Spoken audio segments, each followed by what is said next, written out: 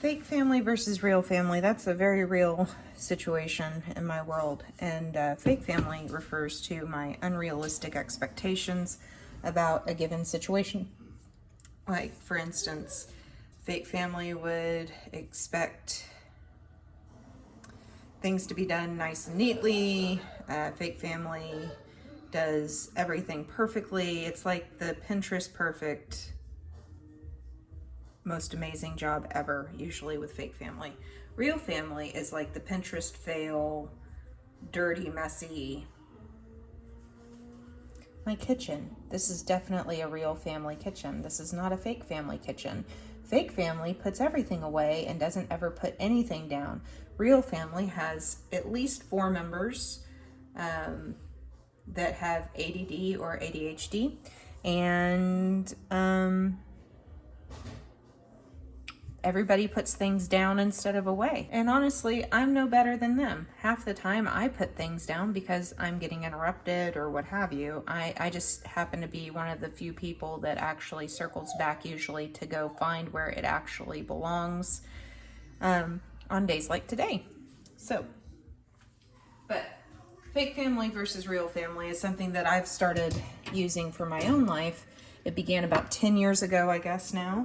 I heard a sermon from a pastor at a church that we were trying out, having just moved to the area that we now live in. And he mentioned something about unrealistic expectations are premeditated resentment. And that just struck a chord in me, and it resonated. And I've spent honestly 10 years kind of pondering that and picking that apart and seeing what that actually means for me personally, because I grew up having a lot of moments of resentment and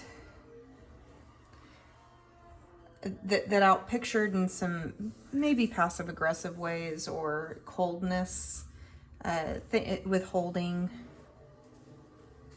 love kind of vibes going on, and all that's very unhealthy and certainly not the way that my family of origin, my mom, my dad, nor my husband or I want to have the family operate. That just leaves everybody feeling really crummy at the end of the day.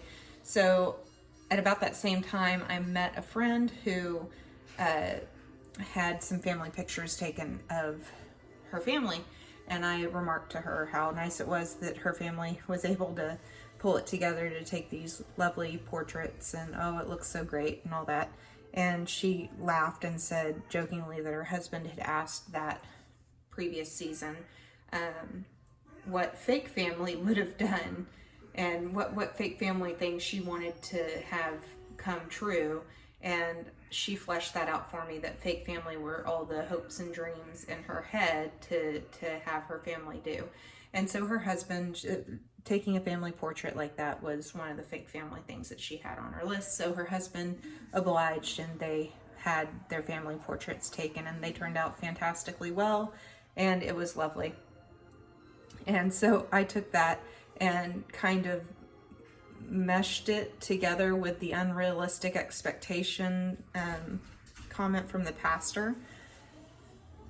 And it has kind of become a way to turn frustration of unrealistic expectations, because I tend to be a perfectionist by nature, which makes YouTubing super easy. Fake family always has makeup on. Fake family always has perfectly edited videos. Fake family does all the things, right? Wonderful, wonderful content, all the things. And while I know that I'm just starting out, it is still very fake family versus real family. What are my unrealistic expectations for myself versus reality, and being a mom of 4 and having a million hats to wear simultaneously, wanting to build that community, wanting to spend the time on this project, but at the same time also not having all the time in the world. So finding ways of being okay with things not looking perfect. So Right. So fake family is the unrealistic expectations that I have for a given situation, and real family is the torn apart living room because my kids were occupying themselves while I made dinner. Or a circus. It's fun. It's a fun circus, but it is a circus. So anyway, that's what that is. And I started thinking about contentment the other day, and